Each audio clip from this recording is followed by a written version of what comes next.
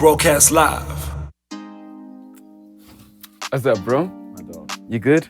Nice, bro. Hey, man. Thanks for coming through, man. Coming through to the backyard. I'm actually doing a TV show. But we on leave right now. Yeah. So, I think the homie told me you guys were shooting somewhere where they take shows. Yeah. So we just decided to bring it back. What I do? What's good? Yo, shit. It's colder than a motherfucker. It's cold. What's up, bro? You nuts, bro? Nice to meet you. Nice to meet you, bro. Nice to meet you. We got you in the flesh. You Finally. know? You've been a myth in our circles. I've been trying to keep it up, I won't lie. It's been intentional, I won't lie. I first heard about you. We used to do on live radio. It's the first time I heard your music, and someone told me. I don't know how we got the music. The people telling us, I don't remember. And I was like, yo, and then I went and I looked at the project, and I was like, oh, okay. I remember listening to the project, and I was like, okay. Yeah. This is something. This is something new. You know what I mean? Yeah. Firstly, man, just give me a little bit of like the journey for you to get to this point, just to rap, just to start rapping. The journey just to start rapping. I think the journey really started, to write, it started early. I think I was in like grade 7. Just writing raps all throughout high school. I wasn't even recording. It was just battles. If you ask people in our city, there's this thing called state theater. Back then, there used to be this thing, state theater. About Blacklist, they know about it. That's where the culture of PTA comes from, the rap culture.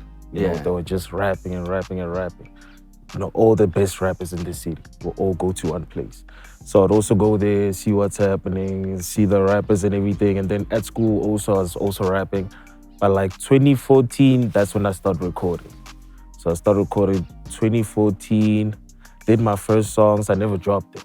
I remember I used to record on a laptop. That's all. You just hold your laptop and rap into the mic of the laptop. Me and my boy Ja Level. So we would rap. But at that point, it took a while. I think it took a while because I was just being a problem. Like my years from like 2014 until 2017, it was bad. It was really bad. So I couldn't, that's why I keep telling people today, you can't mix both lives. Like the life moditarating and the life to rap, they don't mix. One of them will always, fly and the other one will stay low. So they were clashing. I'm trying to rap. I think Bomba 2017, 18 is when I start taking it serious. I start taking it serious. What grade are you in right now? What age are you at? I'm turning 27 this year. Okay. I'm getting turning 27 this year. So it took a minute. My years from like 19 to 23, I was wild. I was wild. I won't lie. And you'll get to know as we speaking, but it was bad. It was bad. I'm just going crazy. So now, 2018, 2019 is when I start taking this serious. I'm like, okay, now let's rap. Then the project members only happens. Then when that one happens, I'm like, okay, maybe there must be something here. Because like I was about to tell you, I was supposed to quit. Members only was supposed to be the last try, and then I leave. That's the first project I heard. Members only. You get what I'm saying? So people started to listen to that one, the one that was supposed to be my last one. Your first and your last. You get me? So I'm like, let's see what we can do now. You get me? So members only is the reason why I'm still going. Because something happened with members only. A lot of things changed. So when that happened, I was like, this is dope. We need to keep going. Bro. So now we're finally here now. Things have changed. In the city, things have really changed. You're not ducking us. It's like you've cleared all your cases. You can appear I'm nice. on television, on online television. Damn, you know what I mean? I'm good. There's this thing though, that I saw, this pattern that I see with the covers that you guys have. And one of the things that where I kind of really saw that, like when I was listening to rap. Well, not that I've stopped, but as a kid, when I used to listen to rap, I saw it in the Capone and Noriega albums, you know, where they'd always like have like Mob Deep albums. They'd literally like have like a bunch of people. They'll always be squad deep. But the infamous, but the War Report. Where they're all ganged up. That's some of my inspiration. Where they're all ganged up. I know the infamous, that photo shoot where it's just a gang of them. Even the twins were there. Those are dope. That's what I do. People get on me about my album covers.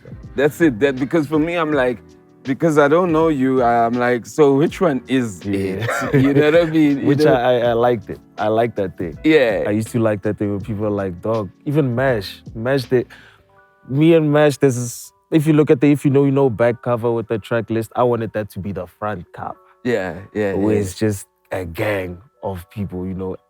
He wasn't really, because I get like, it's different directions, you know. I'm used to having a group on my cover.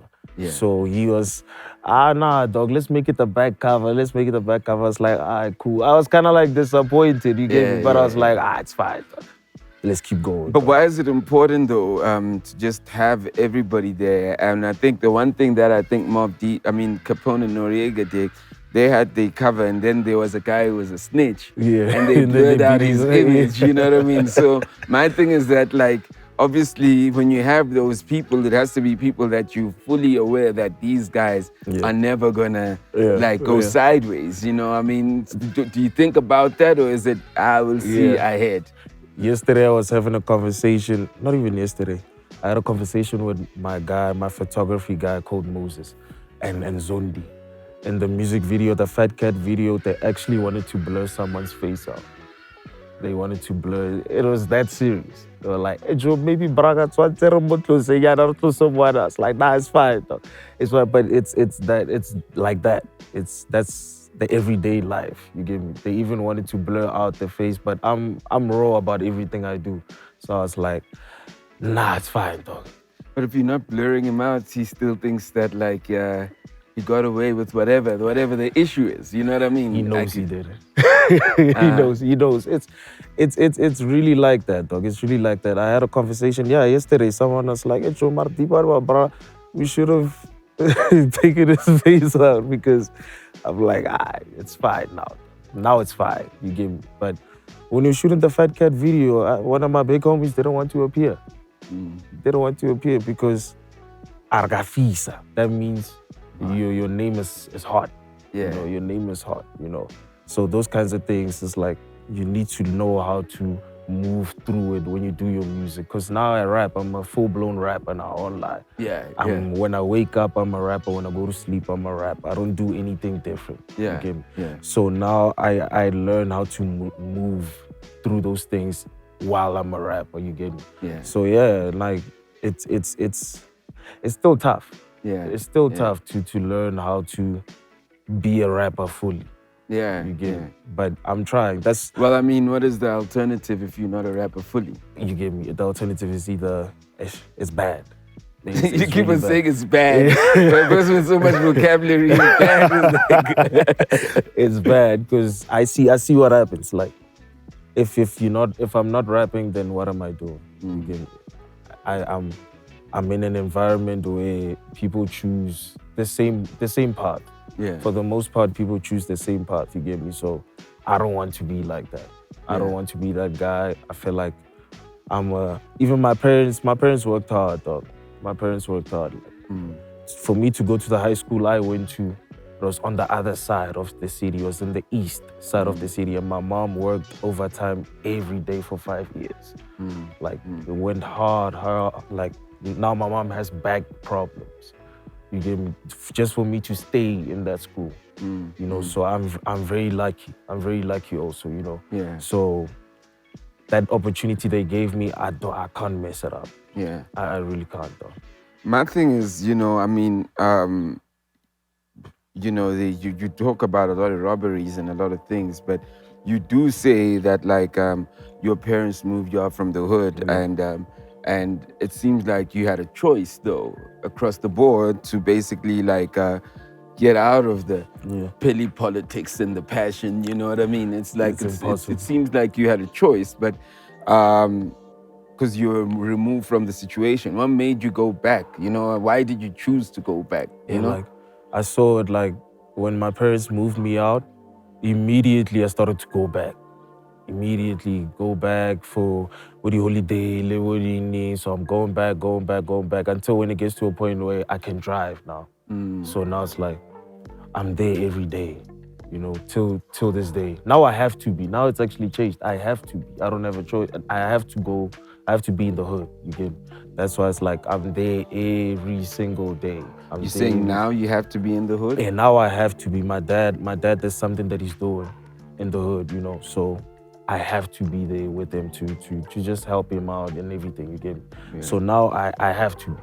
Is it like also never like I mean, firstly you get targeted, then you move, then you go back, but like isn't there like this fear that like, you know, you guys have been viewed as, oh, you guys, you the privileged family, because now you say even your pops is back in the hood working, whatever, you the privileged family, you the rapping dude, Yes. you know. So I mean, all those things layered, you know, with history, with the fact that your assets are in the burbs while all our assets are here, Yeah. you know.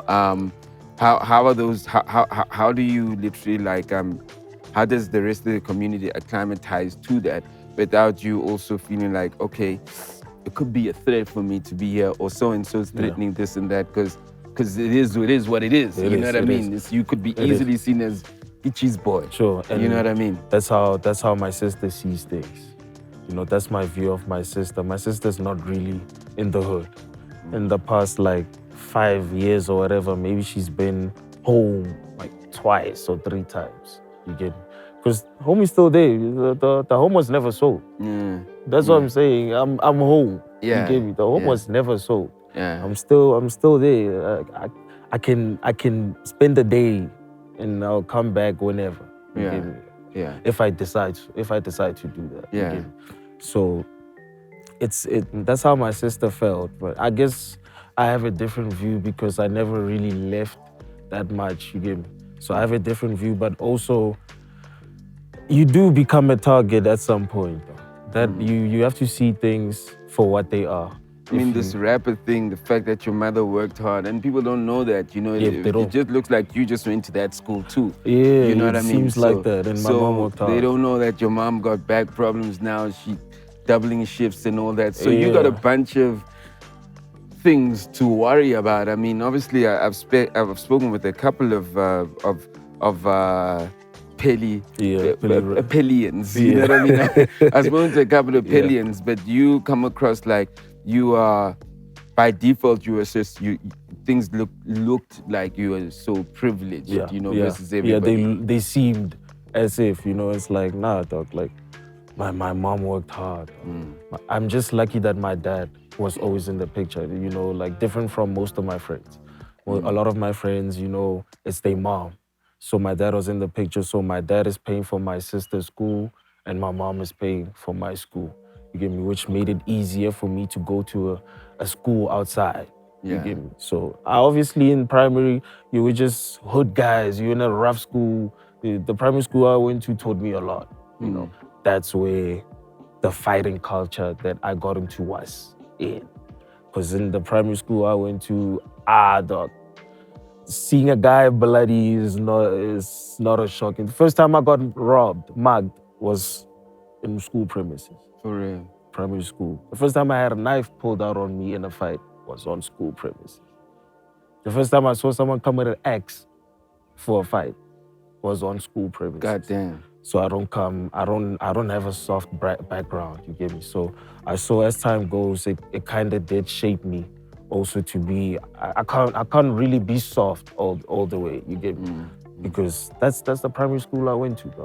And then you leave school, and then things happen also. And school has already taught you that like you could fight anyhow, in any way, you know what I mean? The school I went to, it was one of those schools, tennis. They used to play tennis, you get me?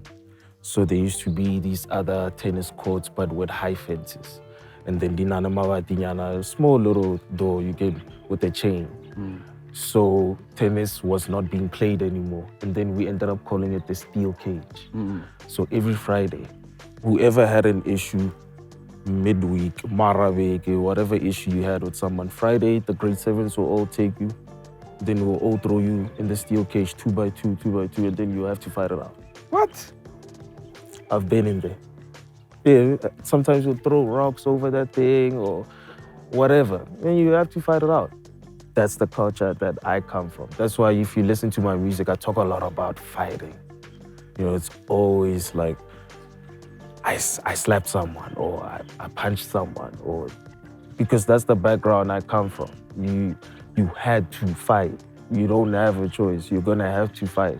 But it was, and it's crazy because we saw it as fun, though. Of course. Yeah, it was fun. Of course. Steel cage, it was fun. We know, I always used to look to Friday. Yeah, I would look forward to that Friday because I know, I don't know where you are. And you see, after class, everyone would run to the steel cage. Then we'll be around it. Then I gotta fight it out, dog. That's crazy. They're fighting. Once you have your back against the fence, they push the fence in. Push the fence, you go back in. So like now they throw you in the yeah, it used to be fun, dog. And you'll see, like a lot of people I went to primary school with are gonna react. They're gonna react to what I'm saying. Because it's true. Dog. It's crazy. It's true. That's crazy. That's incredible. I mean, it's incredible information. I say that the fighting is incredible. I mean, do you ever think though? I mean, you're 27 years old, you know, and I mean, you speak well. You seem like you know where you're going, and you know the work that your parents have put in for you. So you kind of have a balance of, you know, sometimes you get so caught up in a world of this is the world that you kind of step back from it and go, hey, that actually doesn't seem like it's the right thing. Yeah. Do you feel that like there's also a lot of, for you to meet someone, whether it's a friend, a girlfriend, or somebody who's totally been out of that space, for that relationship to work, do you think that there's also a level of therapy that you need to go through sometimes? Actually, yeah, because like some people get surprised. Some people, when they meet me, they get surprised by how I react to some things, you know. To them, it's an overreaction. You get me? Because let's say someone might walk in now and he speaks to you some type of way. Someone will probably be like, just chill. I'm going off. Yeah. You know, yeah. I'm going off. It's the first reaction that I'm gonna have. Yeah. You get what I'm saying? Whereas like, I've seen some people who have been like, I'm gonna tell you another story to show perfectly what I'm saying. So there's this other lyric I said on my song, Praises. It's a song on my project, For God's Sake. It was about a real incident that happened. So that thing happened, I got into it with someone and then sharp. Then I bump into this guy, Romeo, he's a homie of mine. I'm with Romeo and he's like, dog, like, why? Like, why did you do that? You get me? I'm like, dog, he was talking shit, I don't have a choice, you know? It's like, dog, you're trying to rap. You try to rap, you can't still be reacting that way and you're trying to react. He set me down. He sets me down and hey Joe, no, it doesn't make sense. Why would you do that? You get me? Because I don't get it. I don't get it. Where it's like, now I see it, because now I'm a rapper. Yeah. You know, so I see now I'm a rapper, it's like, sometimes the way I react to certain things, it's like, okay, maybe there's another way. Yeah. You get me? Maybe there's another way. Because I see in this industry, you need to work with people. So I'm trying to have that type of mentality. You get me? So the music is my therapy, I won't lie. Because the more I speak about things I've been through, the more I see there could have been a different way.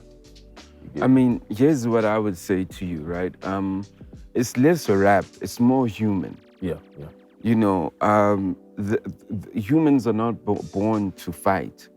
You know, humans are born to produce and create.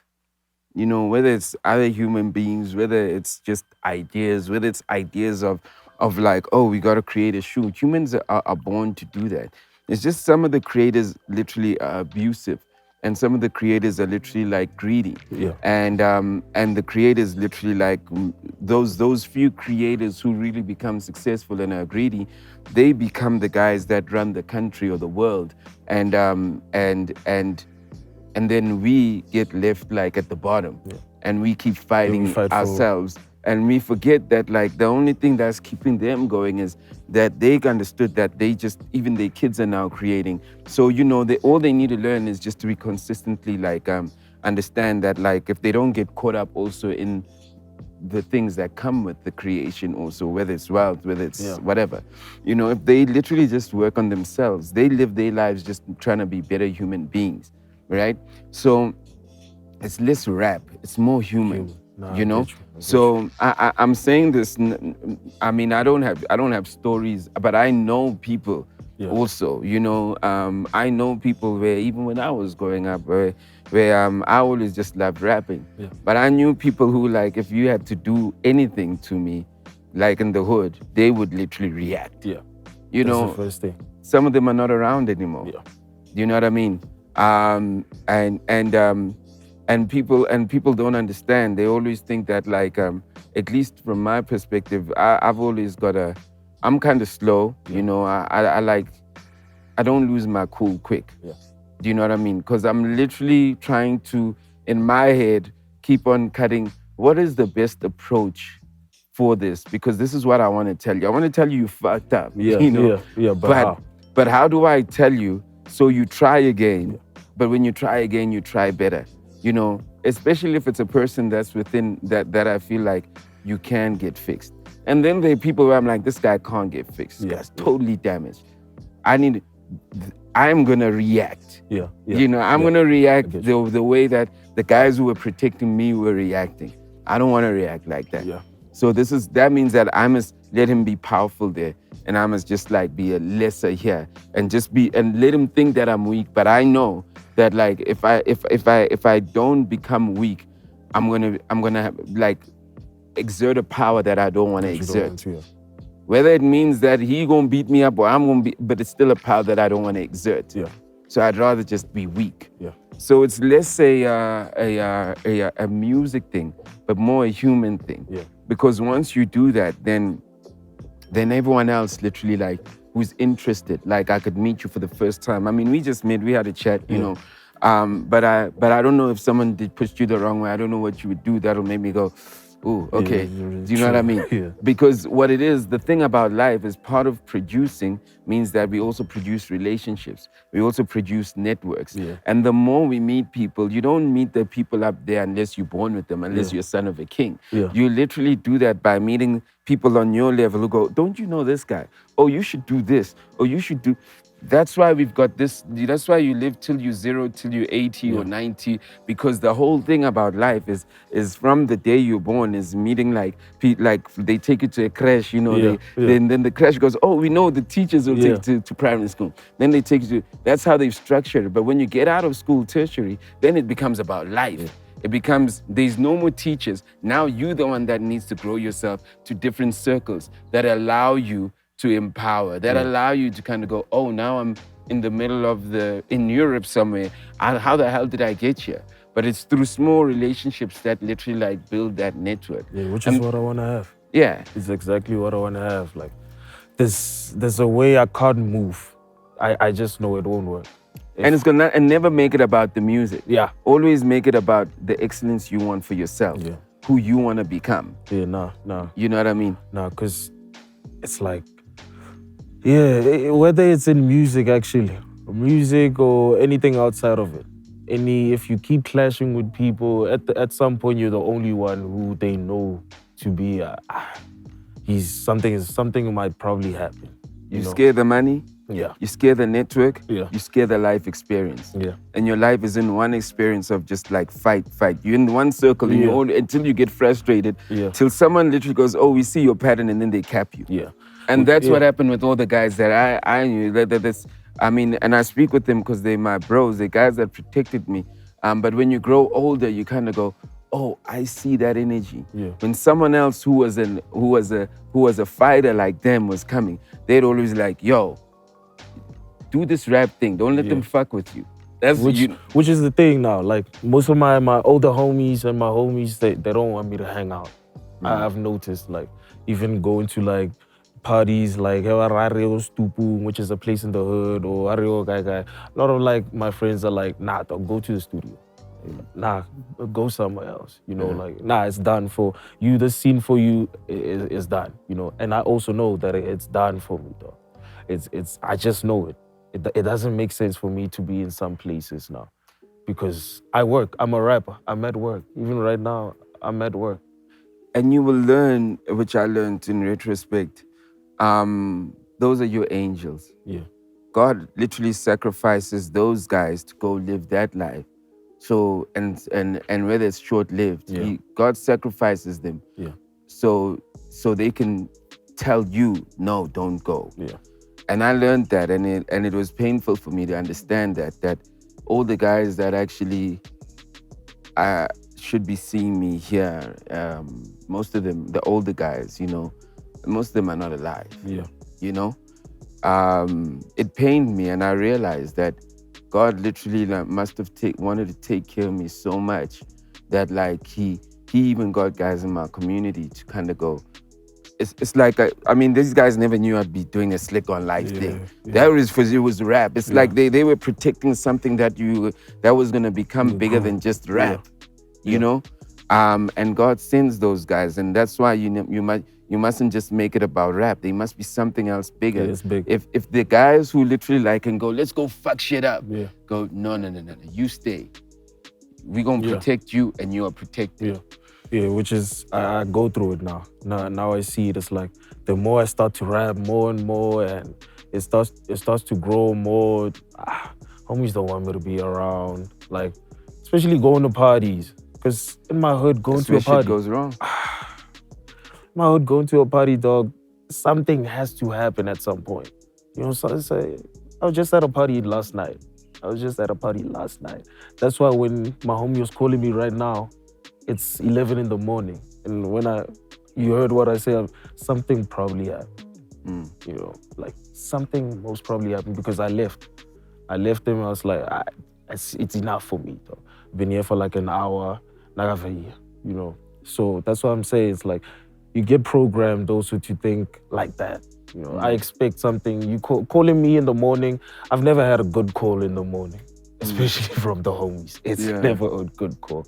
Yeah, you know, and that's fucked up. Leads to that song R.I.P Fat Cat. Yeah, which is where I was. What about Fat Cat? Tell me about Fat Cat. Yeah. Nah, that was a homie. He was a money getter, dog. He was a full-blown money getter, family man, good guy. You know, like Karl Lagerfeld from head to toe. You know, parking a Porsche. You know, nago Fat Cat asa phagile pere. You know, parking a Porsche, hanging out with us. You know, and then the next day it's my birthday, so I was supposed to go with them. That's once I get to you know, but I couldn't go with them. So tomorrow morning the call, it's my birthday. That's why it hit even more. You get me? Because the next day the call comes, Braga, this happened. You know, this and this happened. So it hit me like throughout the entire birthday, because I'm like, this life thing is crazy. Like, it's really crazy. In my hood, it gets worse and worse. That's the thing. In the past 3 years, it's worse. It's worse. Now I'm at a point where I can tell you it's dangerous now. Now I can say it's actually dangerous. You know? Or maybe when you get older, because you're inside it, it's a bit hard to see that. Yeah, I think so. Too, I think when know? I'm older, I'll actually see it for what it truly was. Because it's like, it's crazy. And it's kind of how the concept also came about, the Life is Gangsta. That's how it also kind of came about. I guess also just like the more people don't have jobs, especially right now, and it's gonna get worse, right? Everyone goes the same path. You feel me? And I've never been a fan of that path anyway. I've never been a fan of that thought. With Fat Cat, you know, when you talk about him, like when you say, okay, you get the call on your birthday, I mean, is it gang related stuff or like accident? What happens with Fat Cat? You know, it was a shooting. It was a shooting. My homies were all just standing on a stupu. A guy walks up, he shoots him 3 times in the head. Directly. Yeah, then he leaves. Left everybody and just hit him. Yeah. Then he just left. So that's what we call a hit, right? It's a thing now. It's a real thing, because he wasn't the only one that day. There was another guy also the same day. You get me? So it's a thing, dog. It's a thing. You get used to gun violence. You actually get used to it. Because those two that day, dog.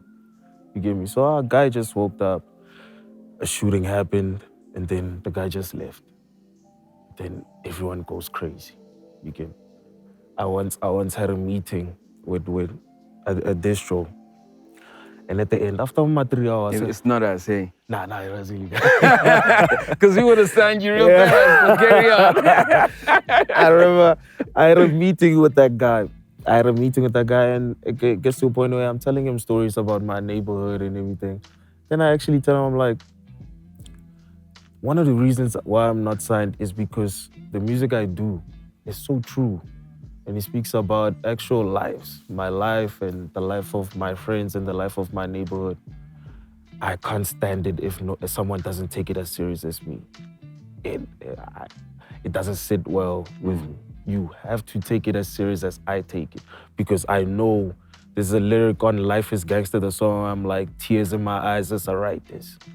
That's what was happening. That's exactly what was happening. And I'm writing a song. Yeah. You get me? So you take my product and you don't treat it the same way as I was treating it when I was writing it when I was that way. Won't work. Won't work. That's why I'm so protective over the music that I do. You get me? Because I live that life every day. It's not like I'm in the studio every single day and you'll find me on the streets every single day. You get me? I live the life that I talk about. So that's why. Lived. You give me, You give me. It was like that. It was like that, and I could see it even in school. Like I would keep failing. I had this accounting thing for the longest time. Dog. I kept failing this accounting thing. You get me? Because I'm trying to rap also, marketing with thing. I want to be running around with homies and having fun in the streets. So it's like I kept failing also. So it's like now I'm taking this thing serious. When I bring this product, if I don't know, I'm not convinced that someone will take it as serious as I take it. I talk about life. So I just told you about what happened for the song R.I.P Fat Cat to happen. If you take that song and you don't take it as serious as I am, it's personal. It's personal. This music is very personal to me, dog. It hits me different. I love to do it, but it pains me to do it sometimes. You get me? It's painful sometimes to do it, but I have to. You get me? What do you think would have been a safe upbringing for you?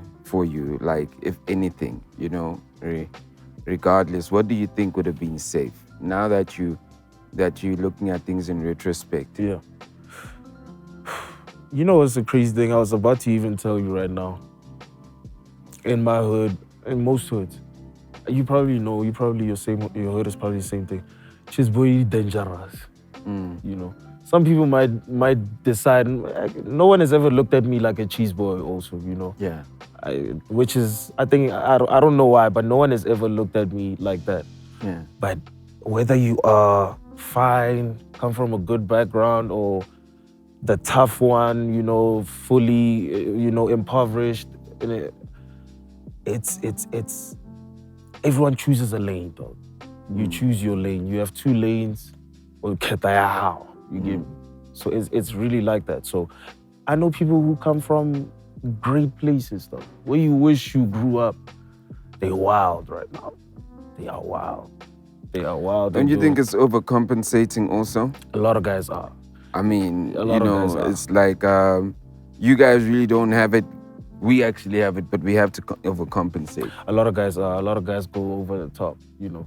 That's why when I would hang out in the East with my friends, a lot of guys would annoy me because I know it's like, you're not like that. You don't have to be like that. You don't have to react that way. You're fine, dog. Yeah. You're fine. Like, why are you acting that way? You know, it's annoying sometimes, you know, because you come from a good background, dog. Your family's like millionaires. You want to wild out. You know, it's funny, people make the mistake. It's one thing to come from a good background, but it's another thing to actually also have good foresight. Yeah. You know, a lot of people could come from a good background, but they don't have good foresight. Yeah. Their foresight is everything else that their parents said that we're running away from. Yeah. So they go back to the hood. They go back to, you know what I mean? And they do it over, Yeah. you know? I mean, as a parent, I also learn, it's like, how do you give your kids the good foresight without you saying, look what I've built for you guys. Yeah. Look what we have. You Yeah. know, me, I wasn't like this in my time. How do you plant ideas of like foresight? Yeah. So there's almost like a level of like monetary success, you know. The next level is then, and these are the unlearning things. It's like where I'm saying to you, do you think you need to go to therapy? Because once you figured that out, okay, once you figured how not to like react a certain way, then what is the foresight of reacting the right way? Yeah. You know what I mean? Yeah, that's where it comes from. Do you know what I mean? Because it's almost like, because you've got, your mind has got the foresight of reacting in a violent way, you can easily like just connect with that and just go back to that. But like for a minute now, you can like go, no, I'm trying to, but what does it mean in the next hour or two if I react calmly? Yeah. You know, my dad had me about that recently. Yeah, they had me, dog. It was, I think last month, I had an issue with someone, you get me? And there's money involved. So I keep waiting for my money. It got to a point where I was like, nah, it's enough now. Now I'm going. I'm gonna take a couple of homies with me. We're going. We're coming back with my money. Yeah. That I know, it's a fact. I end up telling my parents about the whole thing. They're like, and my dad is like, but why would you react that way? You're actually causing more problems than fixing anything. You actually now become, you're the issue now. Yeah. You get me? You're the issue now. So what you're telling me is, and I have a dad like that. You know, I have a dad and a mom like that. They go hard on me. You know, they go hard on me. The moment I step out, they put me back in. You know, so we had that recently, dog. They're like, why would you react that way? And it was that thing that's in me of, when something starts to go far, I have to react as far as it went. You get me? And they were like that makes no sense, you know? And luckily I did it. I actually did it. You get me? But yeah, recent, dog. I was ready to go all the way. And my parents were like, nah, dog. My dad we had a whole conversation. It was like, nah, that's no way to react. You know, that doesn't make no sense. But you know, those are the jewels in life. Yeah. Those are the jewels. And the reason why your parents are speaking to you like that is because they already expect the worst. Yeah. You know? They probably don't believe that you're 27 already. Yeah, especially coming from where I come from. But you see, with all the work that they've done, it's, for me, they sound like people who literally haven't put their guards down from a level of, you know what parents do? Parents always think that never my child. Yeah, never. My child is, I've done so much for my child, never my child, you know? And it's like your parents, it seems like they said, yo, it's this problem in the hoods, we gotta go. It seems like they're still working, but they don't have their guards down with like the reality of their children and what they're going through. So they're gonna keep on hitting you with that shit. They're gonna keep on hitting you with that shit. And you're 27 years old. And they still getting on me like I'm 18, 19, like 17. It's like I'm still a teenager, you get me? Especially my dad. Because I spend a lot of time with my dad just sitting down and just talking, you know. Sometimes it gives me jewels, even how to move on the street, you know, like if you're on the street, rather do this and not do that, you know. Rather, because he knows I will be on the street. Yeah. You know, Daddy knows I will be on the street. Maybe one day I'll grow and I'll be away, you get me? But he knows that where I hang out, he knows where I hang out. They all know where to find me, you know? So sometimes like, no, almost maybe no Irabiana talai, or say Irabiana do this, you get me? Just to live with how you're living, you know, live with it. How the best way to move forward and how you are living, how your friends are living, how that corner is living, you know? Because I don't come from a soft corner, though, which is why I push it so much. You know, Street. You even know the name. You even know the name. That's why I push it so hard. It's not a soft corner, you know. So now I'm lucky for the parents that I have. I'm very lucky. You know, it's the reason why I'm who I am right now. Especially my dad. That's my role model anyway. You know, my dad. It takes a lot. Shout out to your parents, man, Nah, for and real. pops. You know, I mean, I'm a parent, you Yeah. know, and shit, I'm not raising my kids in Pheli, but Yeah. I'm always like, how do I guide my children? How do I lead my children? And just listening to that, and I always keep on saying, the best way is to keep talking with your children, you know. Yeah. And creating those opportunities to talk with your children. You have to spend time, dog. You have to spend. I was with my dad at where he drinks beer yesterday with old people, dog. Yeah. Another side of the hood. Got Taylor over the Mulanto. Taylor Mangena, which is where he hangs out and drinks. I was with him yesterday. It was just the two of us, you know, just hanging out. He's having his beer. I'm having my Coke because I don't drink, I don't smoke. Yeah. You get me? I'm just hanging out with him, and I value those things, though, because I'm speaking to people who I know. First thing is my interests. You get me? Just protect me all times, and you never know. What if we never moved? So would I still be around? Would I? You never know. You get me? But they always want the best for me.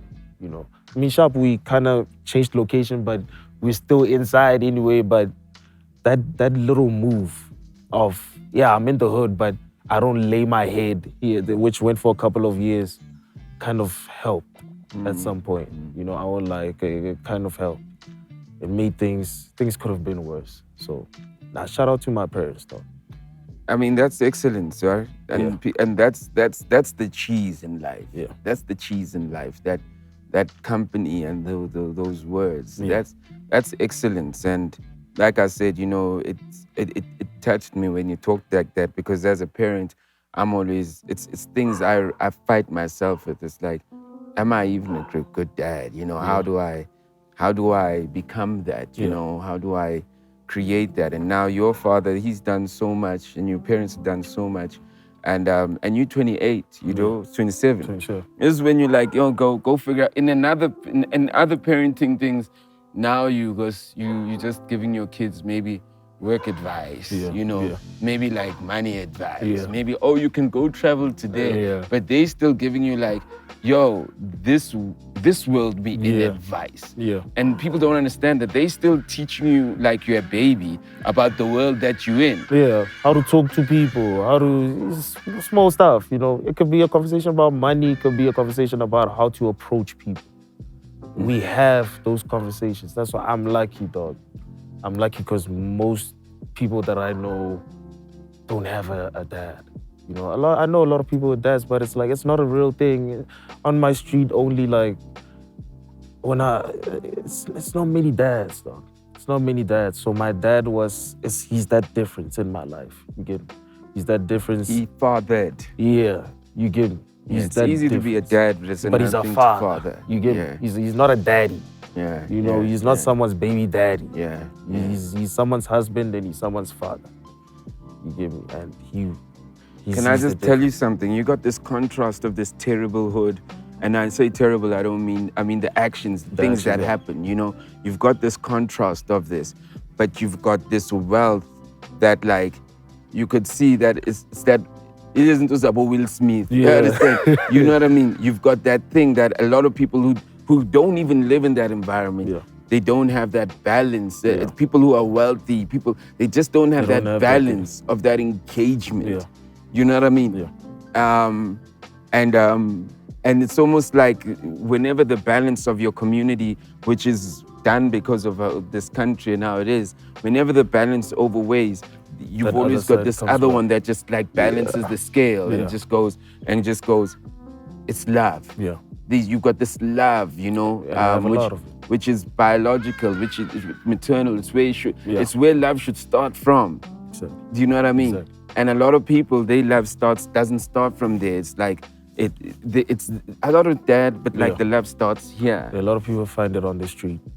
A lot of people find that love on the street before at home. Love, hate, Yeah. the complexities of just being there, alternative reasons, everything is just in this one. And like, you know, this, you are probably, if you say in your whole street, you literally like, not just in the community of Pheli, but just as a black man and with your relationship that you have with your parents, you and being in your situation, you probably like 2% of like of the relationships in the urban world with parents and with dads, parents and their kids.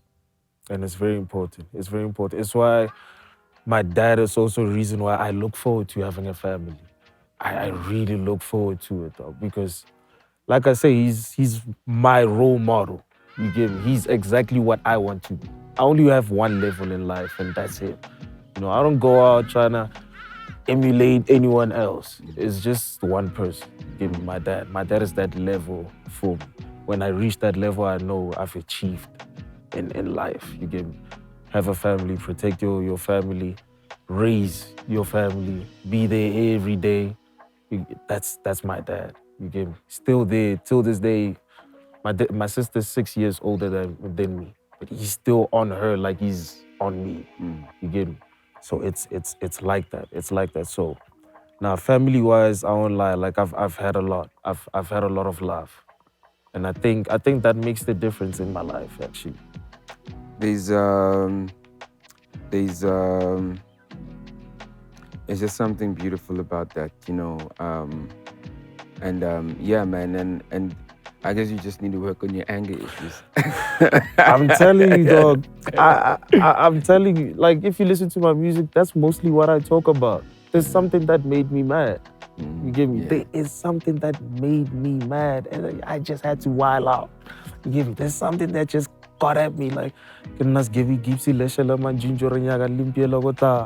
revenge is like you know, I'm talking about a real situation that happened this year. Yeah. You know, it's me and my homies. I guess someone stole something from my homie. You know, someone stole something from him. The next day I'm with them and they telling me, I'm like, what? Oh, let's go. You get me? Revenge is like if you're not the revenge guy, don't roll with us. Don't roll with us. You get me? I ain't rolling with you. Don't roll. I'm not rolling with you. I ain't rolling with you, you know? But now I'm rapping. I will lie. I mean, you've obviously talked about like, I'm going to go into the people's questions right now, you know? But before I jump into the people's questions, I had one more. You know? I think that, in fact, I have a couple, but I think the conversation is just getting a life of its own. You know, it's like I'm off my notes now. You know what I mean? But I want to give people their shine because they took their time to send us the questions. You know, shout out to the On Life. Shout out for bringing your questions. We got Thato here, of course. Now you talked about having a family, and then I realized, you know, I was listening. So I was, you know, because you know, sometimes I think you're speaking a bit of like.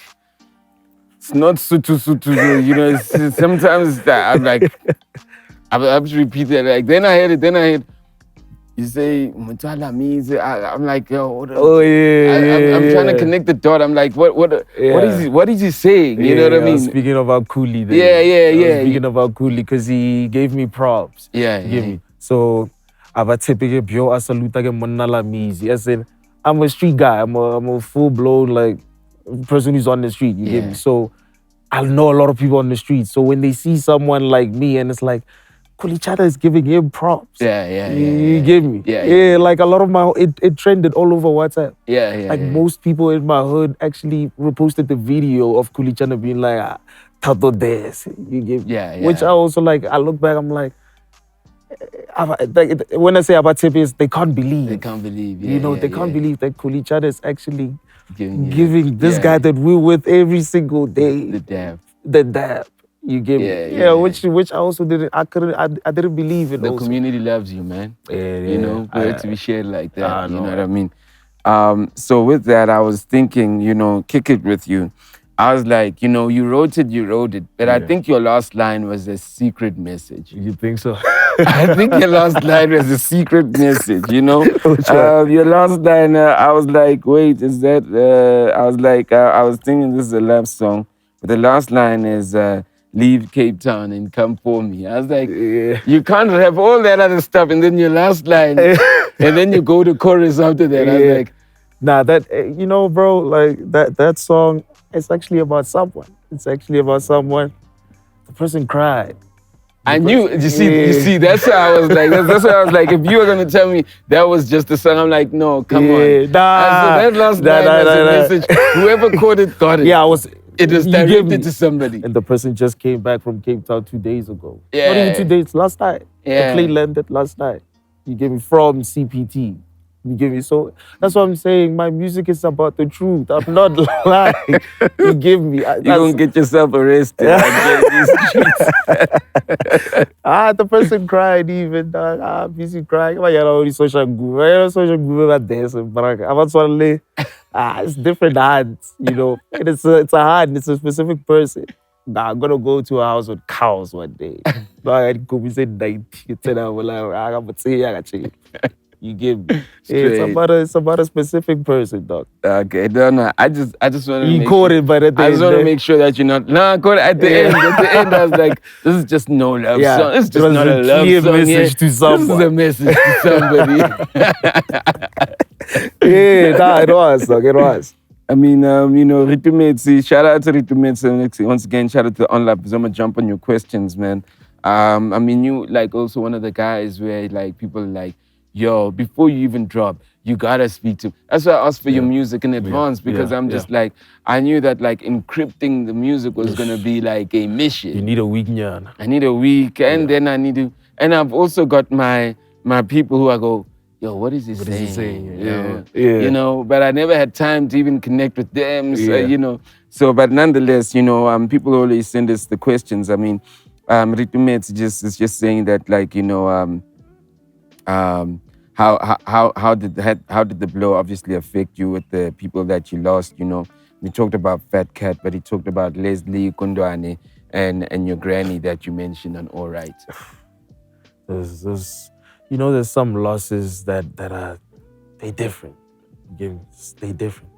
Leslie, everyone knows Leslie. Leslie's the guy who gave me the name Thato Matat, you know, because that's exactly what I was. I was a problem. Yeah. Even from growing up, I was a full-blown problem. A week is not passing without a fight. A week is not passing without I was a problem. I'm throwing a stone at someone, throwing a rock at someone. And he was that guy, like 2 houses away, you know. And I want to say something that's very important. I think people need to know this. Where Leslie lived, he had a cousin. I think a cousin, Frank.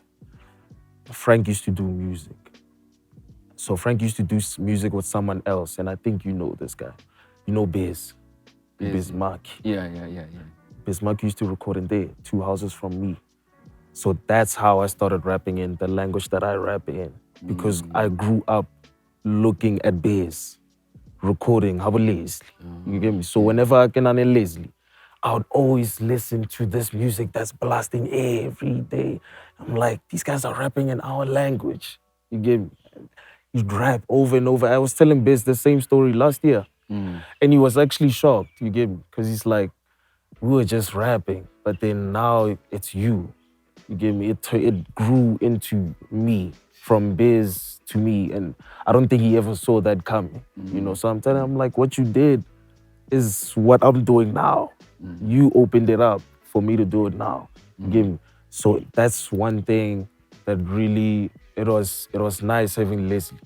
Because I was always in there, you know. This guy taught me how to fight. Yeah. Les was teaching you 2 things. One thing and the other thing. You get me? He told me what I'm living. You get me? Yeah, he's the guy who told me about like, you need to know how to defend yourself. You need to know. He was that guy. Like, that's, if you listen to the first part of Life Is Gangsta, I'm talking to him. I wrote it talking to him. I'm not just rapping. I'm talking to him. That's why I'm like, told me the street code. I said something about, told me the street code about lessons and everything. I'm talking to him. You know, he's the guy who really taught me how to move, you know, how to be clever, how to maneuver the streets. He's that guy. So that hit me. Losing my great-grandmother, that hit me. That's why I rap on Life is Gangsta about felt depressed. I missed my big homie's funeral, you know. So that he was a big thing in my life, you know. A great-grand Gundwan. If you think I was a problem, he deserved it. The name Matata, he deserved it. Dog, I remember one time, Kenna, my homie, I don't want to say his name, Ligundwan. We're chilling right in front of my house, you know. We chilling. Then a fight happens. Naturally, they start fighting. Gundwan is fighting my homie. I get into it. Obviously, I'm enjoying it, so I'm watching. Dog. Gundwan picks up a break, half break, and he throws it, like short distance. He throws it. I that's the first time I heard a skull crack. You know, I hear it wasn't like a goo. It was a cock because he hit him with the corner of the break. You get me? So he hits him right there at the back. So my homie collapses. Gundwan walks away. It's me and my homie. It's blood everywhere. His sister, lucky enough, his sister was in the house. So I have to run. I'm calling his sister. We have to grab my homie. Banta. Yeah, they Antita like a low, something to pour water in. Pour water in, we put his head in the water, we put it in the water's red at that point. The water's red.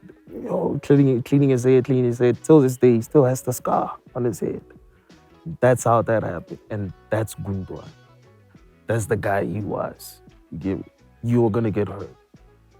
It's a gift. You are going to get hurt, you know. But then it was he had a mental issue. Okay. Yeah, he actually had a real mental issue. Okay. I think the schizophrenia, those kinds of things. Sure. He had a mental issue. Okay. So he passed on. Which it's crazy. It's crazy. He passed on. Those people. Those are some of the people I always talk about on my music, you know, and I'm glad that they've heard those names. But Gundwan was that type of guy. Yeah. Whenever we're with him, you're gonna witness something. Yeah. That's why at some point you have to be that guy who also fights, man. Because everyone around you you can't look like you the one that's sitting in. No, not me, dog. Just jump in. Nah, might as well get involved. Yeah. I mean, that's the other thing. It's like, why are you always? Which side are you on? You get me? Yeah. I was like, might as well. That's Gundwan. That's when I saw that scene, I think I was probably like 8 years old. You see, that's crazy because you know you grow up around people who have schizophrenia, but like no one is treating it, and it's treated like it's a normal thing. And I think that's how he ended up passing on. It was because of his health issues. It was, from what I know, it was because of his health issues. Get me? But I've been around everything. There's things that I've seen that most people have never seen. Even this one thing that I'm talking about. That's why on Life is Gangsta I speak about trauma on the song. I speak about trauma because I can remember that scene clearly. I can remember that scene like it happened yesterday. 8 years ago. 8 years old. I am 8 years old. It was nearly 20 years ago. Phew. You get me? But I remember, it's blood everywhere. I mean, if you've seen that and you're 8 years old, it's normal. By the time you're a teenager, it's normal. I mean, actually, getting out of it is like you crazy trying to. It's like you're crazy. Who do you think you are to be out of it? Because it's normal. This is what's supposed to happen. This is what's happening. We keep moving. We keep moving. You know? Yeah, no, I was very young when that happened. We were like 8, 9. We cracked them open. And I saw it like, it's crazy. I'm looking at this stuff.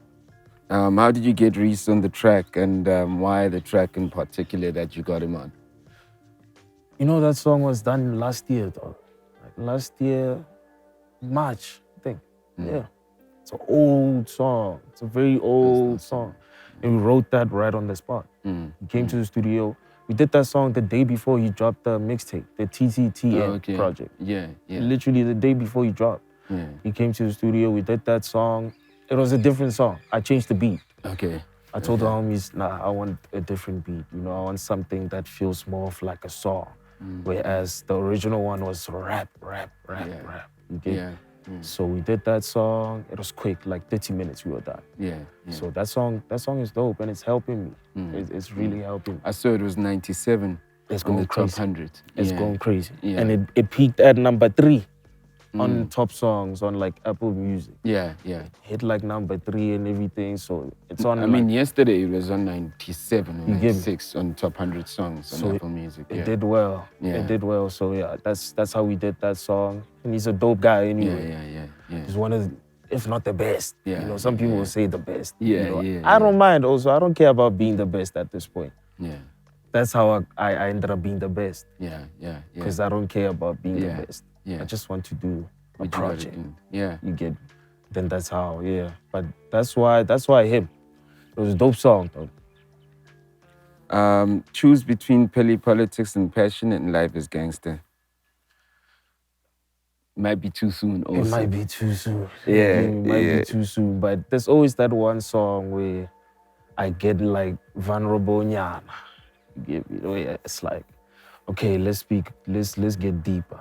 Let's see. You know. Life is Gangsta pushed myself to a point where there was tears in my eyes. You get me? On that song.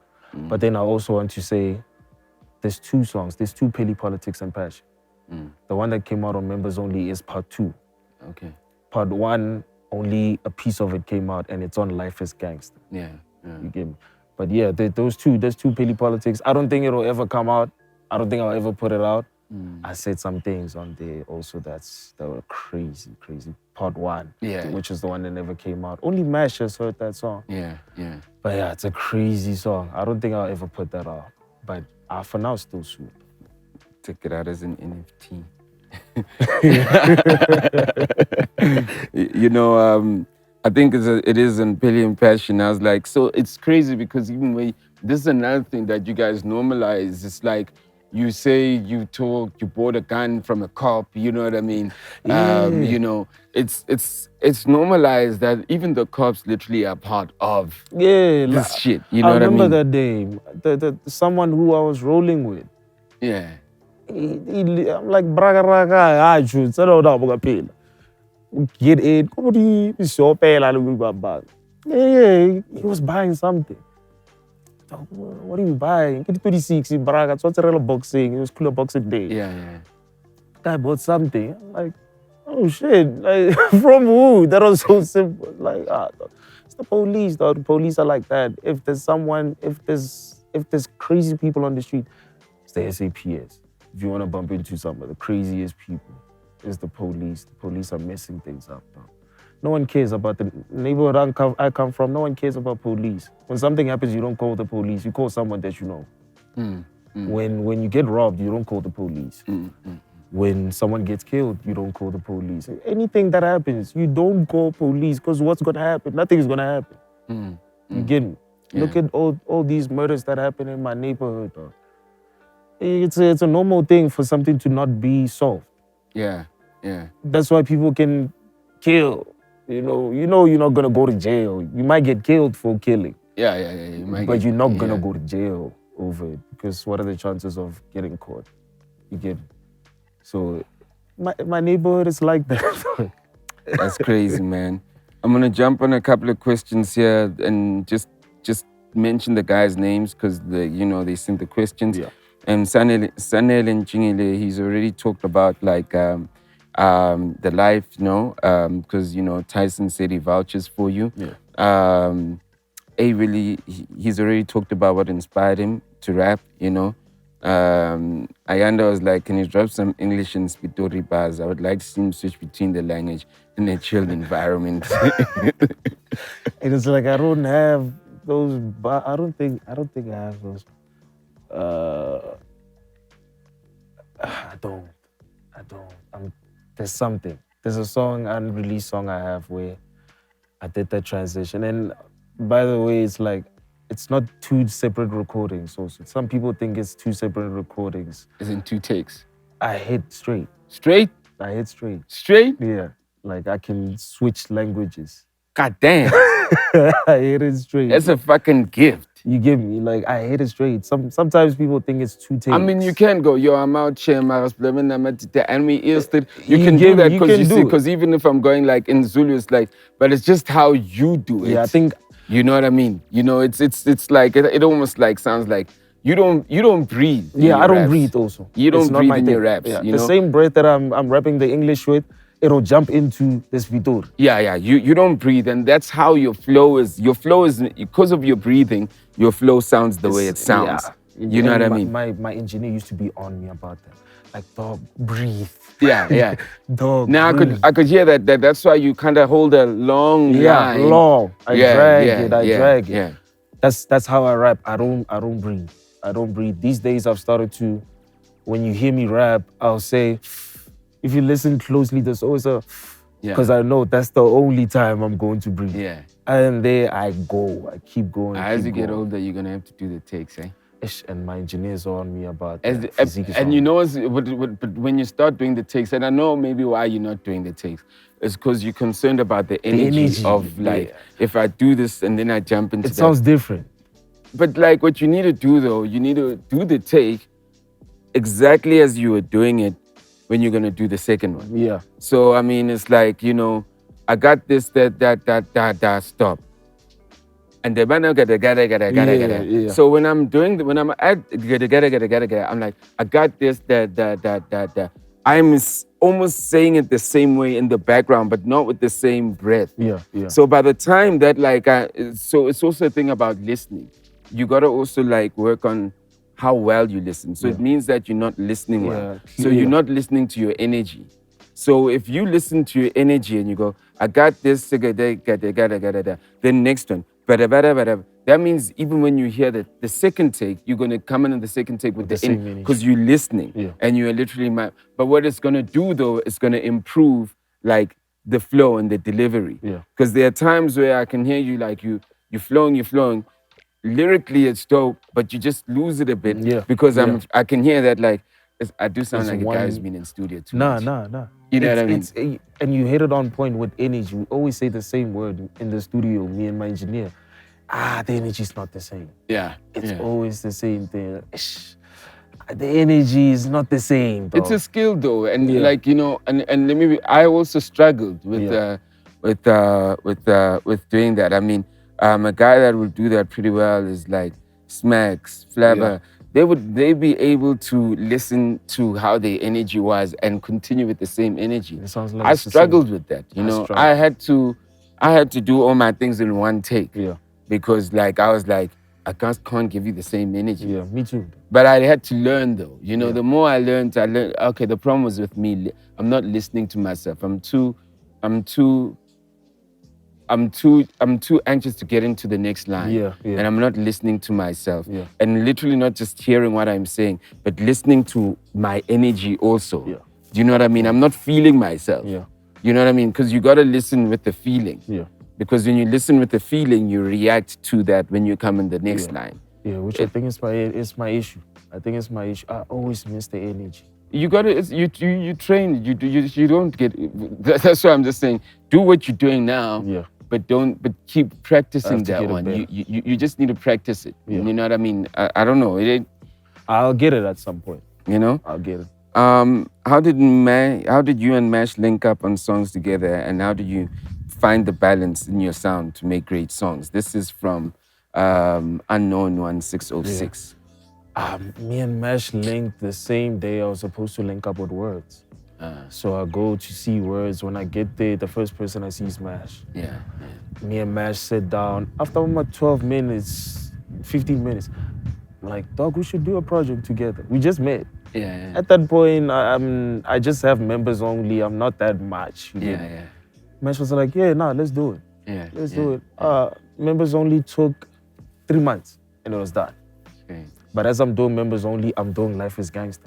Yeah. I started doing Life is Gangsta the same day members only came out. Okay. In December 2020. Sure. That's when I started working on Life is Gangsta. Yeah. And then 2 weeks later, I meet Mash. We start working on another project. So I'm working on 2 projects at the same time. You know, so the guy you're hearing on If You Know, You Know is the same guy on Life Is Gangsta. Yeah. Because I'm doing them at the same time. Yeah. You know. So we did that project. I think there's a session where I did 9 songs. Damn. From If You Know, You Know. Damn. We did 9 of them in 12 hours. What the fuck? So that session was an important one, though. Did that session, we knocked it out. It's easy for me to work with Mash. It's like I've been knowing him for years. That's crazy. It's so easy for me to work. That man, he's a genius. He's a genius. I've seen him do there's this other song called If I Die Today on If You Know, You Know. Me and Physique saw him work on that beat. When I linked with Physique the next day, we're like, dog, we have to talk about what that guy did. That's not normal. Yeah. It's not, I've never seen someone work like that. Yeah. Just give him weed, he's fine. Yeah. You know, just give him weed, he'll have his low joint, and he gets on the key, he plays. Oh, for real? Yeah, Mash plays. So the second part of this, that last part, Yamo, If I Die Today, the song, he did that in 10 minutes. Sure. Did that whole thing in 10 minutes, and we sat and watched it. My 10 minutes of demonophiles. I'm like, how the fuck did that happen? This guy cannot be done that quick with this. Did it real quick. And that's the thing with Mash. He'll be like, dog, I have an idea. And you will do exactly that. Whatever it is in his head, he will do exactly that. But he does it quick. It's like it just happens. So that guy is a genius, dog. Me, I don't call him the president. I call him the genius. Shout out. So shout out to Mash. I think we're gonna be catching up with him soon. You know. Real TK57 says the album is hectic, bro. I enjoy all the tracks. Rubber, this goes himself, Somnyamomote. Rubber Band _031 says, what does BYOR stand for? That's a nickname. I grew up with that name. You know, straight after Thato Matata came BYOR. Oh, BYOR. You know, BYOR came in immediately, and it's BYO, but I thought people won't know how to pronounce it, BYO. Yeah. So I just put the R at the end so people know it's BYOR. You know? Okay. So you go to where I come from, no one calls me Tat. Yeah. No one, I can't remember people calling me Tat. You know, people call me BYOR. Yeah. So that's the name. And there's a couple of people, there's like 2 other people I know who have a name close to that, but it's a street name. You know, we all have a street name. You know, everyone I know has a street name. So I also grew up being called BYOR. Till this day, people call me BYOR. So that's the name I go as. It doesn't have a meaning. It's like a hood name. Hood names, it's rare that they have meanings. You know, my homie Gibbs has the name Gibbs because when he grew up, he was dope at cricket. Okay. So we named him after Herschel Gibbs. And then till this day, he's Gibbs, you know. Side note, Gibbs was the one that was trying to call you. Yeah, Gibbs was the guy trying. That's my right-hand guy. There's nothing that I will do that he doesn't know about. Gibbsy, Boudreaux, Woleshe, those are my very close guys, you know. But yeah. When are you ever going to do a documentary? I think, you know, you need to do a Pheli documentary. Tumza, we need to do a documentary, you know? You guys need to pull up. You know, we need to do a documentary, you know? We need to do a story. We need to catch this, you know what I mean? It's tough for me to do it. It's easy for me to do it, but it's tough because I know the things I have to speak about, it's not things we shouldn't speak about, you know? Like, my homies can come and they can talk about certain things, but I don't want my homies to put themselves in that light, you know, publicly that, we have done this, we have done that, or me, I do this and I do that currently. We need to figure out a way to do it without, like, getting people arrested. We know that Pheli cops want to arrest them, but like the other internet cops, you know what I mean, outside Pheli. That's my only issue. We need to do something, you know. But yeah, I think there's something in there. I wanted to do a documentary. It was supposed to come out the week before Life Is Gangsta came out. But my only issue is how am I going to tackle this thing? Because I want to speak about real situations. If I'm gonna speak, it has to be real. It has to be what's going on now. You know what we need? We just need to blur out people. I think that's the only way. You need to blur out people. If we can do that, then we can talk. Can we do it? Can we do a documentary? Yeah, if we can just blur out the faces, let's talk about it. Let's really talk about it. Yeah. Let's really talk about it. I'm down, dog. I'm down because there's a lot to. I don't even scratch the surface on my music. Yeah. There's so much that happens. You know, there's so much that happens that I've been through first. Me, myself, I've been through. Like there was at a point I couldn't go nowhere without something. I would be at a funeral. Of my mom's. And you would have to have something. I remember a big homie of mine telling me he was seeing a knife fight on a Pheli at a funeral as the casket is going down.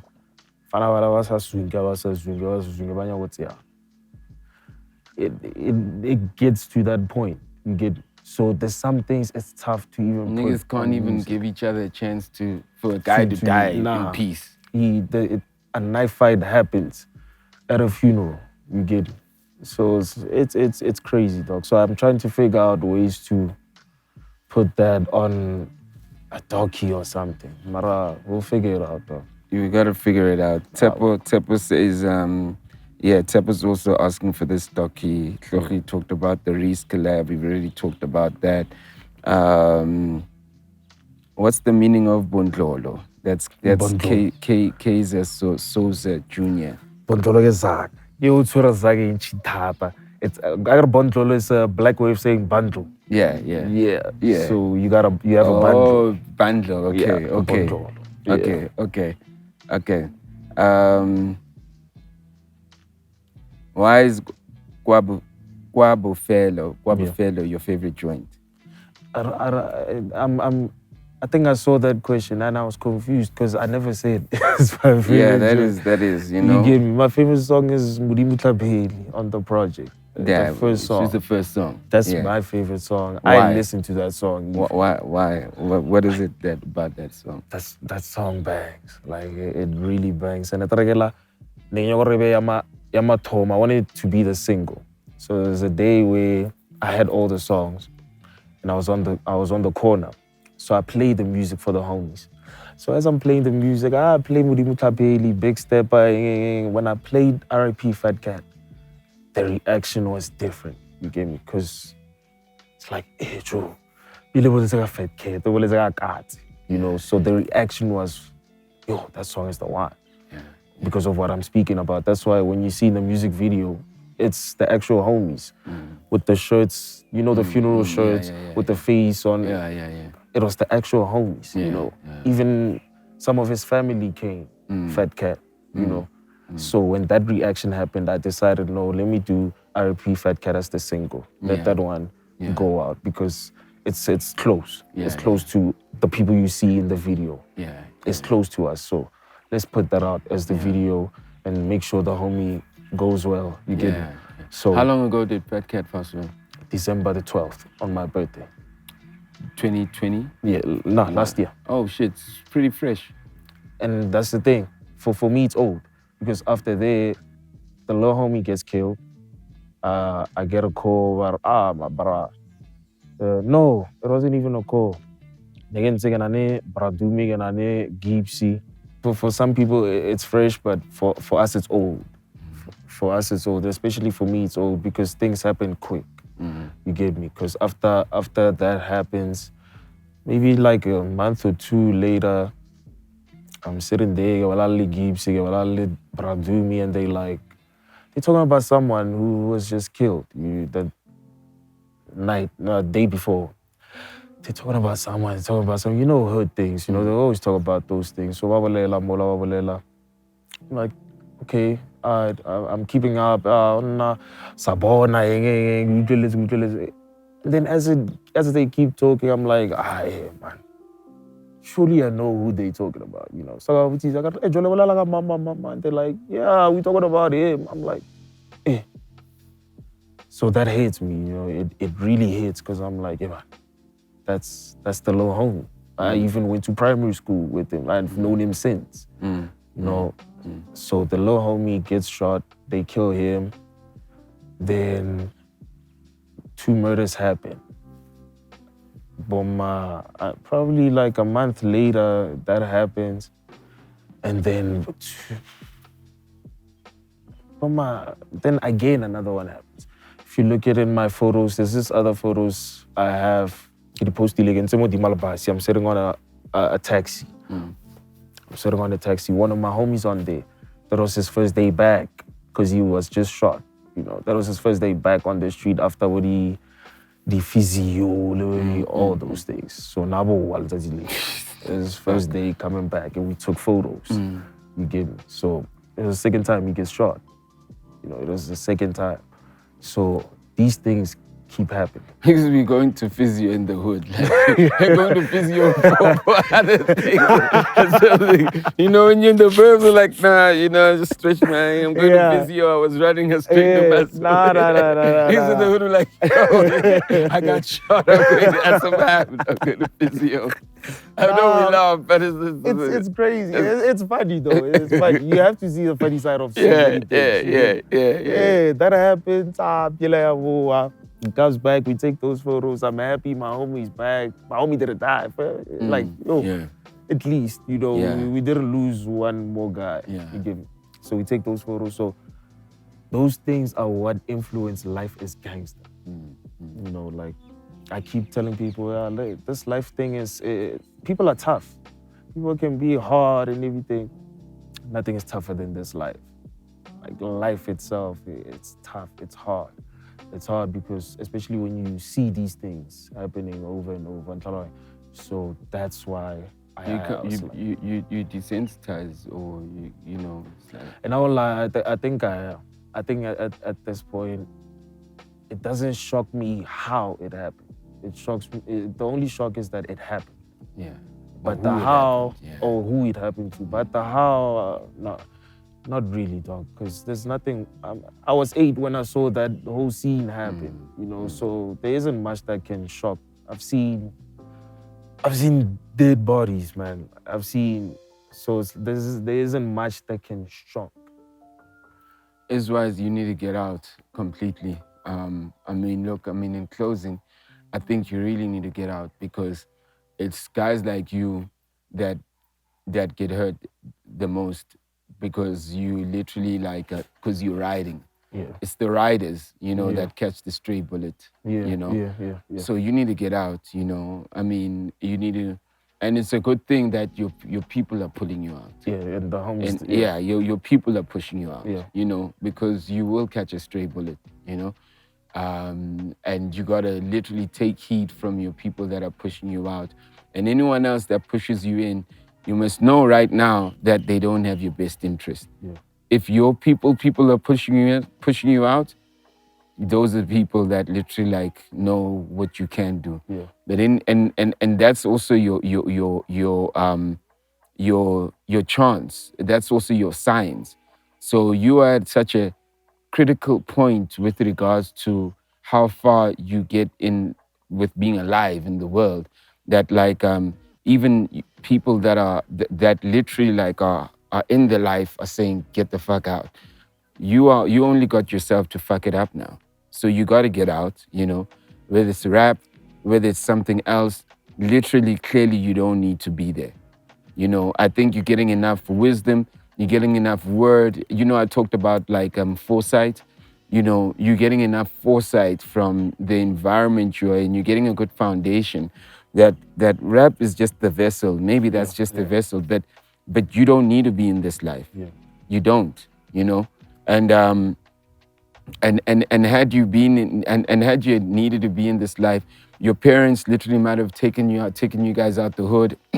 But they weren't going to save you. You had to see it for yourself, and it's showing in so many ways that this thing that you needed to ride to show that you're affiliated is even saying, get the fuck out. So your parents try to do it physically, but the universe is showing you that you have no place in it, and you're going to catch a stray bullet. You're going to catch a stray bullet or a stray whatever. Yeah. Something that's not yours is going to be given to you, and you're going to be like, it's because I was riding. Yeah, that's why it's now I'm chilling. Yeah. I'm really I can't remember the last time I got into it with someone. Yeah. And I can't remember the last time I got into it with someone, Also that reaction that we're speaking about, how That's usually the first reaction. I'll tell her, "Joy, okay, let's go." You may say something that I don't like, you get me, and then I will react immediately the same way, you get me, and be like, tell you a crazy story. I've never told this story before. I think this is a dope story to tell. So, Cotton Fest. We go to Cotton Fest. I had my performance the first day, and then the next day, Mash had his performance. This will tell you the kind of guy I am, actually. So we get there, it's me, Mash, Mordecai, Barbara. So we at the underground stage. Mash is on stage. And it's Cotton Fest, so it's very recent. Yeah. Mash is on stage, he's playing a set. There's like 6 Nyana Zulu guys there. You get me? It's like 6 Nyana Zulu guys. DJ Capital is there and everything. He was playing before Mash. So Mash is playing. Mash ends up playing a song. So the homies are all on stage, the 3 of them. I'm alone, I'm playing the cut. I'm watching. I'm sitting next to the Zulu guys. They deep. They like 6, 7, they deep. I wish I was deep, but that day I wasn't deep. I was deep the day before. Yeah. Not even deep, I was with one solid guy. Yeah. You know. So if that for me is deep, 2 of us is like 20 of people, you know. So Mash plays a song. When he plays a song, the guys react, but in a negative way. So I know like one guy who's on the songs. I won't say which song it was, but everyone knows the song, you know. I'll probably tell you after. So the one guy reacts and he goes to Mash and he tucks him by his pants. Like, dog, why are you playing that song? You get me? So Mash has no idea what's happening. Immediately I know this guy's on the song. He was gonna perform the song. So now Mash has no idea what's going on. And this guy is tugging at him. Immediately, I'm hot. You get me? So this guy gets on the stage, gets on Mash. Dog, nah. So Mash has no idea what's happening. Even the homies have no idea. I run on the stage. I go flying, I get on the stage. So I get in the middle of Mash and this guy. So obviously they were close. When I get into the middle, it's like we're nose to nose, me and this guy, you know.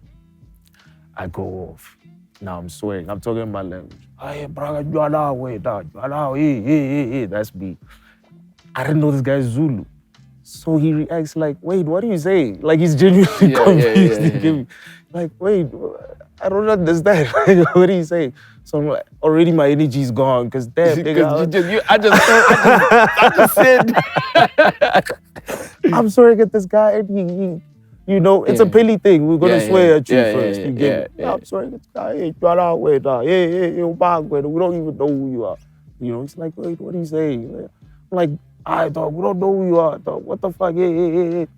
So this guy, he's like, no, dog, but you don't have to scream at me. You're not my dad. You're not my dad. That makes me even more mad, because damn, you standing up for yourself. Are you crazy? You know, it pisses me off even worse, because he's standing up for himself. You get me?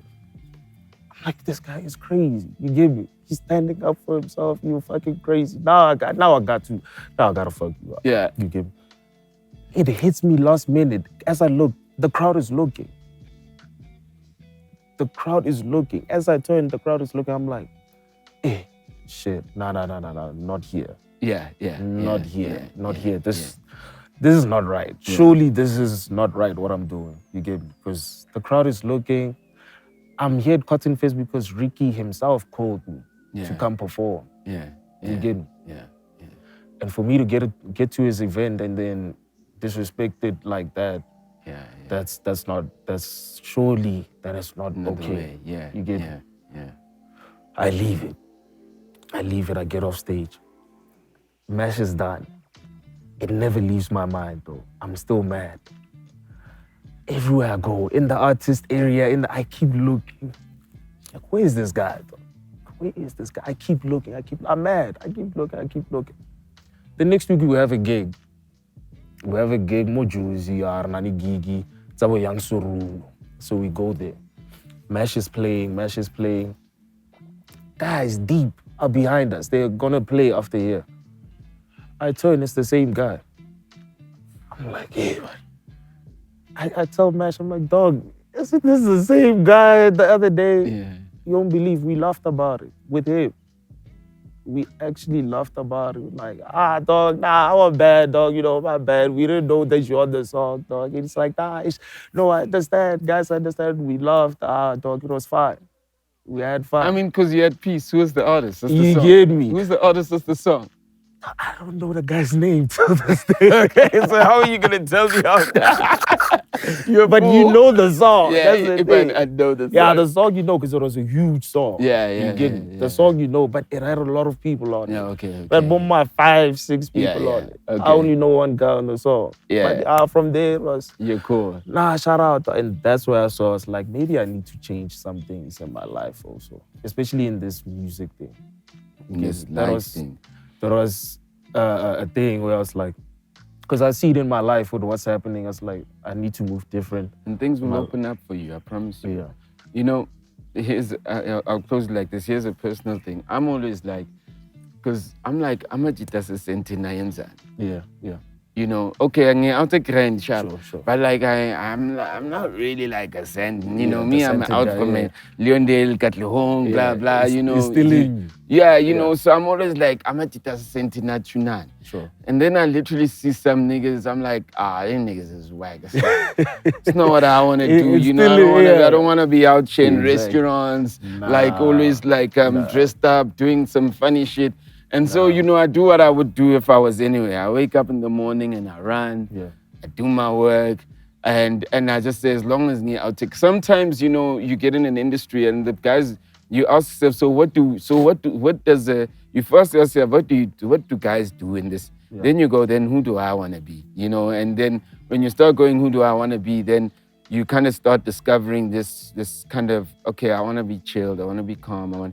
But then, how does that look like every day? Every day. Then I go, don't think about every day because you're going to fuck it up. Yeah, that's what I'm going to do. Yeah. You're going to lose my mind. You're going to lose your mind. Yeah. How do I not like react every day? You're going to lose your mind. Because every day is a long journey. Exactly. Yeah. So you just take it as the moment comes. And that's another thing that's kept me calm. I don't want to think about tomorrow because I also know that like I say that I'm weird, I'm awkward, I'm like, you know, I'm not like a hood nigga per se, but I'm not like a burb nigga per se. Yeah. I'm just like in the middle, you know, I'm in my head. I'm a guy in my head. Sure. But so I just go, just be in your head at this moment now. Don't think about everything else never. Because I can also fucking say some fucked up shit. I've said some fucked up shit that's got me banned in this industry. You know what I mean? Yeah. I could swing if I could fight. If I used to fight as a kid too also. Yeah. And I failed the standard. I failed standard 1 because I was always fighting white guys. You know what I mean? Because I was in a multiracial. So I was always fighting white guys. I was just always like, with my cousin. Me and my cousin, we were like solid dudes because we're straight from the hood. We were like, it was a time when like black people can't go to white schools, right? So we were like, you know, we gonna show these white guys that they soft. So we just always fought all the time. It was a fight every time, you know what I mean? And then my cousin passed standard 1 and I failed and I was like, damn, what did he do? Then I had to change my ways, you know what I mean? Then I slowed down on the fighting. Then it was my mouth. Yeah. Then I say things that like, you know, I mean, I'd see it even with Scotticam guys would be like, they're like, okay, I need to change. Because my mouth was now closing the bag, right? Yeah. Then I was like, okay, now I need to watch what It's like these constant working on yourselves things, but we all start from different places. You might have started from Pheli and it's this bad. I might have started from Katlehong or Leondale and it was this bad. It wasn't this bad. Yeah. But the point is that we're all going through the journey of being better. So by the time you're sitting with me here and you're like, oh man, this is... But there's work that I had to do on myself also. And that's a problem with a lot of us when we don't want to do the work on ourselves. We blame everybody. We don't see that we actually are the ones that are fucking shit up or our minds get us into trouble or the people that we hang around because we brought them in. But this, you end up realizing that you're going to be alone in your life. And that's what I've made peace with also is that the more better I want to be, the more I have to cut out some things and some people because it doesn't work. Some people are not bad, but they trigger me to do bad things. You know what I mean? You know what I mean? They trigger me to do bad things because for them it's good. They can be in that bag. It's like you could be a single guy. Yeah. And you could like be like with the girls and there's nothing wrong with that. But I'm not that guy. Yeah. You know, but there's nothing wrong with that guy did. It's just that I know when I'm in that mind with that single guy, I'm a guy too. So I need to get the fucks out of that. You know what I mean? Yeah. It's those things that we're all constantly working on ourselves. And firstly, it changed the people, like you start speaking with different people, you start going to different places, you start like getting different money. People literally start calling you for things that you never thought you deserve, or you don't, or people like you, or people like me don't normally get called for those things. And you have all that potential. You have all that potential. The background you have, the foundation you have, the people that, meaning the way that love starts, your biological, literally you have all that potential. And then the hood, the secondary love is saying, get the fuck out of here. Get the fuck out of here. Go figure it out. And all that is crazy. No, it is. It is. It's crazy. My bro. I appreciate it. What a pleasure. Finally. What a pleasure.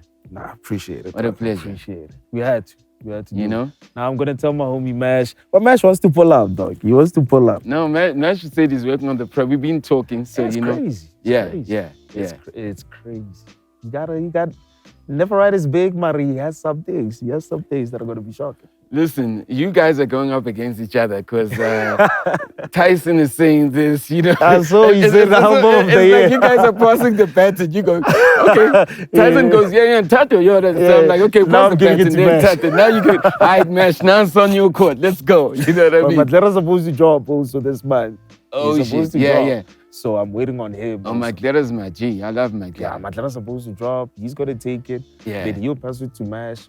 That's what we have to do. We have to keep going. This is it. That was what we talking about earlier on when we were saying Black Les, NV, P. Dot. It was just the three of them that were doing it, and you guys have created a community. It was the three of them going against the whole industry in Joburg back then, and their thing was so small, but the influence is spilled over to you guys because you guys know that like we rap. Now we can rap. Cap City, Rap City, we rap. You know, it wasn't as hyped up or excited. They never got the excitement that you guys are getting. You know. But it's spilling over, you know, and that's incredible. And that's why, you know, we just saying, yo, just do it. Keep passing the baton because I know Maglera ain't from there. Maglera took me to his hood. I remember, I saw the interview. Maglera took me to his hood. You need to pull up to pay. Yeah, Maglera took me to his hood and made me meet up his folks, you know, who are doing he was like, but, you know, they're doing scams, but you mustn't, you know, he was like, I was like, no, when I edit it, I'll send it to you. And that's the toughest thing with me, dog. That's the toughest thing with me. I want to go to Pellywood. We got to go to Pellywood. When I did the song, Tao Street Interlude, yeah, the car wasn't a white car. I just had to say white car just so to not give too much information. You get me? But they pulled the drive-by on the corner, man. They pulled the drive-by on the corner, bullets were flying. That's Tao Street. Maji, I got to go. And I know you came from far, man. I appreciate you. Good luck for everything, man. And shout out to your family. Shout out to your pops to tell him that like I heard you talk about him and he really it really inspired me. I want to be like that for my kids too. No, that's great. I always like hearing stories like that of black men because we don't hear a lot of stories like that. And it doesn't mean that black dads are bad. It's just that they're also not raised to communicate. You know, they're not raised to, you know, people always go, Jews sit around, but I mean, black people don't talk. I mean, modern families now, they're not talking. You know, people are just busy chasing, you know. Just shout out to your dad, man. You know, that's inspiring for me. It's just great to hear that, you know. I appreciate it, dog. I appreciate it, man. Peace, Maji. We out. Broadcast live